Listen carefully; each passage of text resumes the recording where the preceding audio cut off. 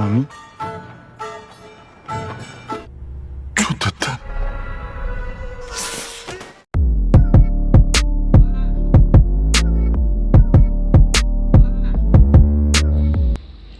Episode 3 film Squid Game ini dimulai dari detektif Jung-woo yang sedang mengikuti mobil yang membawa peserta game tersebut ke sebuah pelabuhan Mojin. Lalu Jung-woo pun mengabarkan kepada atasannya bahwa ia tidak bisa masuk kantor saat itu. Kemudian ia memutuskan untuk mengikuti mereka. Akhirnya Jung-woo berhasil memasuki mobil salah satu staf dan film Squid Game episode 3 pun dimulai.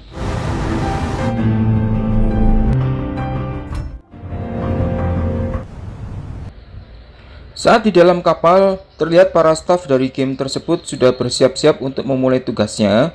Para staf memulai mendata seluruh peserta game satu persatu, dan Jung-woo pun akhirnya berpura-pura pingsan di dalam mobil. Dan saat giliran Jung-woo diperiksa, Jung-woo langsung bangun dan meringkus salah satu staf itu. Kemudian Jung-woo mengambil kostum dari staf tersebut untuk menyamar menjadi staf dari game itu. Agar tidak ketahuan staf lain, Jung-woo pun membuang mayat tersebut ke lautan. Saat Jung-woo membuang mayat itu, ia hampir ketahuan staf lain dan ia bilang dan berpura-pura mabuk lautan. Lalu staf pun meminta agar ia siap-siap untuk melanjutkan persiapan berikutnya. 선실로 올라가서 대기해. Tak lama kemudian kapal pun sampai di sebuah pulau dan semua mobil staf yang membawa peserta pun keluar dari kapal itu dan menuju ke sebuah tempat. Di situ para peserta dikumpulkan di dalam ruangan yang cukup besar dan para staf mengganti baju peserta dengan kostum khusus dan melepas semua barang pribadi milik mereka. Berbeda dengan Sae-byok yang hanya berpura-pura pingsan waktu itu, ia pun menggunakan keahlian mencurinya untuk mengambil pisau dari baju salah satu staf itu. Para peserta pun akhirnya terbangun dan di sini ada Gi-hun yang kaget melihat sang kakek yang ternyata kembali ikut dalam game tersebut. Gi-hun kiranya kakek tersebut sudah meninggal karena penyakit kanker otak yang kakek derita waktu itu. 안 되죠. 들어왔네요. Nampak juga perempuan yang nangis-nangis minta pulang di episode 1. Akhirnya ia kembali ke game. Dan juga ada Sang-woo yang ternyata hadir juga. Dan begitu juga nampak Ali. Mereka bertiga pun ngobrol dan sepakat membuat grup, yaitu Gi-hun, Sang-woo, Ali, dan juga sang kakek. Di sisi lain, nampak Bang Tato sedang mengajak Sae-byok untuk bergabung ke grupnya. Namun, Sae-byok ini menolak ajakan itu karena ia tahu bahwa Bang Tato ini orangnya licik. Bang Tato akan mengambil setiap kesempatan apapun untuk kepentingan dirinya dan akan mengorbankan orang lain. 새끼야, 우리 고향에서 뭐라고 부르는 줄 알아? Lalu datanglah seorang wanita, ia bernama Han Min-yao. Ia meminta agar ia bisa bergabung ke kelompok Bang Tato. Karena Min-yao sok jago, Bang Tato menolak dan mengabaikannya. Di sini terlihat Sae-byok melihat ke atap atas dan kayak merencanakan sesuatu gitu ya. Kemudian scene berpindah kepada frontman dan staff melaporkan bahwa dari 200 pemain, ada 187 pemain yang kembali ke game atau sekitar 93% yang kembali bermain. Dan frontman meminta staff agar terus mengawasi sisa pemain yang tak kembali. 아유, 도시락 드셨어요? 그냥 차네. Terlihat setelah seluruh peserta diberi nasi kotak, Gi-hun bersama kelompoknya sedang makan bersama dan saling ngobrol dan mereka bercanda. Kemudian mereka ngobrol kira-kira permainan apa yang bakal dimainkan di game kedua nanti. Gi-hun pun menebak kalau permainannya ini pasti tidak jauh-jauh dari permainan tradisional anak kecil Korea.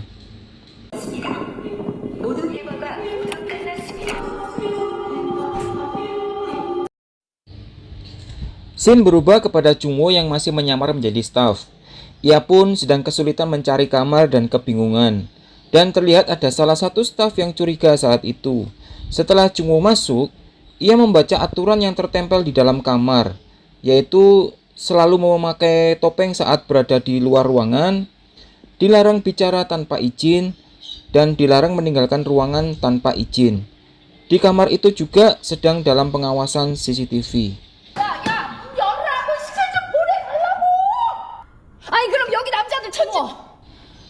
Saat tengah malam, terlihat Mio sedang ribut karena ia meminta izin kepada staf penjaga agar ia diizinkan untuk ke toilet untuk buang air kecil. Tapi karena tidak diizinkan oleh staf, Mio pun mengancam akan buang air di kamar tidur. Akhirnya dengan terpaksa, staf pun mengizinkan Mio untuk ke toilet. Tadi sangka ada Sae-byeok yang menyerobot ingin ikut ke toilet juga. Setelah Mio ada di dalam toilet, ia mengambil rokok yang ia sembunyikan dari celana dalamnya. Dan saat asik merokok, tiba-tiba Sae-byeok masuk ke dalam toilet Mio. Ia bilang bahwa Sae-byeok akan naik ke atap dan Mio diminta untuk menjaganya agar ia tidak ketahuan oleh staf.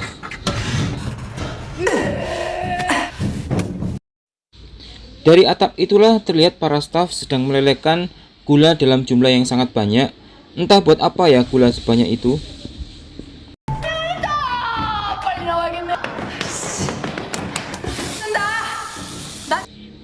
Karena waktu yang diberikan oleh staf sudah habis, staf kemudian memaksa masuk ke dalam toilet. Beruntung Sae-byeok sudah turun dari atap meskipun atapnya belum ditutup dengan sempurna. Scene kembali ke detektif Jung-woo, di mana ia malam itu tidak tidur, namun ia sedang menulis pesan kepada kepolisian tentang keadaan dirinya dan kejadian saat itu. Agar tidak diketahui CCTV di dalam kamarnya, Jung-woo menutupi seluruh badannya dengan selimut. Saat Minyo dan Sae-byeok kembali ke kamar, percakapan mereka terdengar oleh Sang-woo yang saat itu sedang tidak tidur.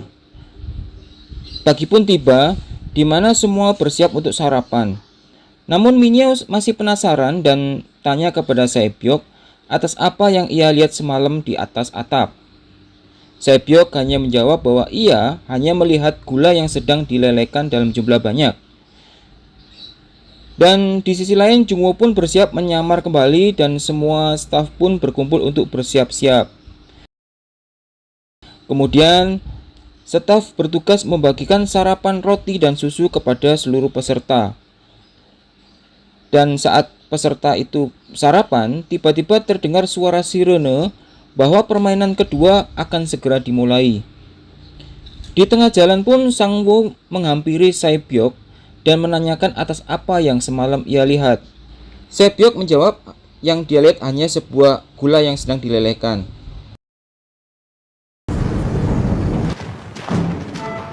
Kemudian para pemain pun sudah memasuki arena permainan kedua yang mirip arena permainan anak-anak. 뺑뺑이에서 오래. Saat di situ Sang-woo mulai berpikir keras atas apa yang dia dengar tentang gula yang dilelehkan dan bentuk-bentuk yang ada di sekitar situ. Kemudian dia telah mengingat masa kecilnya waktu itu. 어떻게 할까? Dan staf pun memerintahkan kepada semua peserta agar segera menentukan pilihannya dari 4 gambar tersebut. Dari gambar bulat, segitiga, bintang, ataupun payung. Dan kemudian mereka bersepakat untuk segera menentukan pilihannya. Namun Sang-woo tidak mengatakan kepada temannya atas apa yang ia pikirkan. Kemudian mereka ngambil satu persatu dan setelah dibuka, 그러니?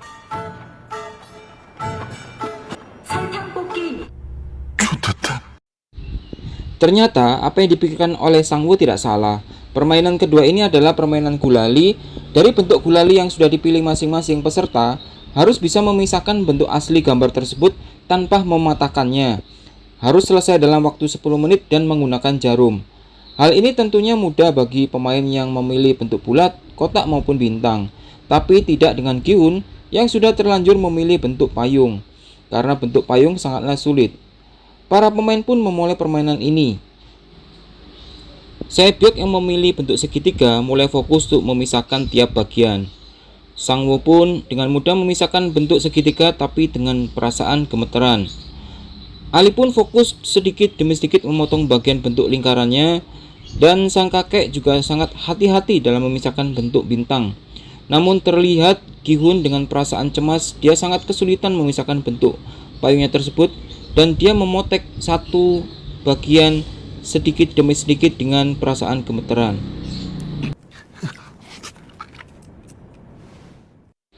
Terlihat ada pria yang gagal memisahkan bentuk payung dan mematahkan gagang dari payung itu. Dan apa yang terjadi, akhirnya dia harus ditembak mati.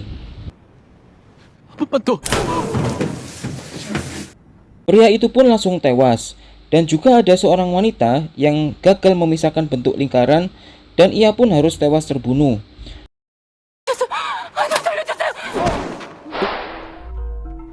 Waktu menunjukkan kurang 7 menit lagi dan banyak peserta yang gagal melakukan permainan ini. Terlihat Minyo yang sembunyi di balik perosotan. Ia menggunakan cara licik karena membakar ujung jarum itu dengan korek api dan kemudian mengikis bagian gulali itu pelan-pelan. Dan nampak dari jauh dia juga melihat Bang Tato yang sedang kesulitan memisahkan gulalinya dan dia cengar-cengir gitu.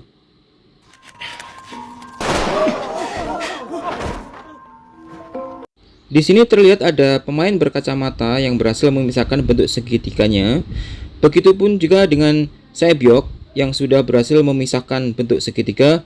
Ali pun demikian, dia berhasil memisahkan bentuk lingkarannya dengan sempurna. Permainan pun terus berlangsung. Dan di sisi lain, Jungwoo telah dideteksi oleh pimpinan dari staf itu dan ditanyakan apa tugas hari ini. Jungwoo pun bingung karena dia tidak tahu tugas apa hari ini. Dan akhirnya dari pimpinan staf itu menginfokan bahwa tugasnya ia adalah mengangkut pemain yang gugur. Karena curiga, pimpinan staf itu meminta Jungwoo untuk menghadap dia setelah selesai permainan. Pemain yang berhasil pun lumayan banyak dan mereka segera dipisahkan ke ruangan berbeda. Kita kembali ke karakter utama kita, Gi-hun. Ia nampak kesulitan memisahkan bentuk payungnya padahal waktu tinggal 3 menit lagi. Sampai-sampai hal ini membuat sangat gugup dan mengeluarkan banyak keringat. Tak disengaja, keringat dari Gi-hun menetes ke bagian gulali. Dan Gi-hun mendapat petunjuk bahwa gulali akan cepat larut jika kena air dan akan lebih mudah dipisahkan. Dan setelah dibalik, ia melihat bahwa bagian gulali yang berbentuk tersebut sedikit lebih tebal daripada sisi samping-samping lainnya. Tanpa pikir panjang, Gi-hun pun mulai menjilati bagian belakang gulali tersebut. Terlihat Miao berhasil dengan sempurna memisahkan bentuk bintangnya dan menunjukkan ke staf, dan dengan cengar-cengirnya ia memakan gulali tersebut di hadapan staf. Dan tak sengaja korek api Miao terjatuh tepat di depan Bang Tato, dan Miao pun memberikan kode kepada Bang Tato agar dapat menggunakan korek api tersebut untuk memanaskan jarumnya. Di sini kita lihat sang kakek dan banyak peserta lain ternyata juga mengikuti cara dari Gi-hun. Mereka menjilati gulalinya masing-masing dan Bang Tato pun akhirnya berhasil memisahkan gulali segitiganya dengan bantuan korek api dari Miao tersebut. Kakek dan Gi-hun pun juga berhasil memisahkan gulali dengan sempurna dan tidak lama waktu bermain pun sudah habis. Di sini salah satu pemain terlihat sangat panik dan ternyata bagian gambar payung dari gulalinya tersebut patah. Dan sebelum staf menembak peserta pria tersebut, ia kemudian meloncat menusuk kepala staf itu dengan jarum dan merebut senjata dari staf dan ia menyandera staf itu. Dan kegaduhan pun terjadi. Akhirnya keributan tersebut membuat frontman harus turun tangan dan staf mulai menembaki pemain yang tidak tepat waktu dalam menyelesaikan permainan itu. Pemain pria tersebut kemudian memaksa agar staf yang disandera tersebut segera membuka topengnya. Dan tidak disangka, ternyata pria di balik topeng tersebut adalah pria yang sangat muda. Peserta tersebut akhirnya melakukan bunuh diri dengan menembak kepalanya sendiri. Dan frontman pun langsung menembak staf tersebut karena staf tersebut melanggar peraturan bahwa tidak boleh membuka topeng di hadapan peserta. Detektif Jungwoo pun di sini mengambil kesempatan untuk mengambil topeng dari mayat staf yang terbunuh. Topeng yang Jungwoo ambil adalah topeng dengan gambar kotak. Sedangkan topeng yang ia gunakan sekarang adalah berbentuk bulat. Bagaimana kelanjutan kisah film di episode selanjutnya? Dan apa arti topeng kotak yang diambil Jungwoo tersebut? Kita lanjutkan ke episode keempat. Dan tentunya agar Mimin terus bersemangat membuat spoiler film-film seru berikutnya, untuk teman-teman yang belum subscribe, silakan subscribe dan nyalakan lonceng notifikasinya agar kalian tidak ketinggalan keseruan spoiler film lainnya. Dan silakan share video ini kepada teman-teman kalian. Terima kasih dan sampai jumpa.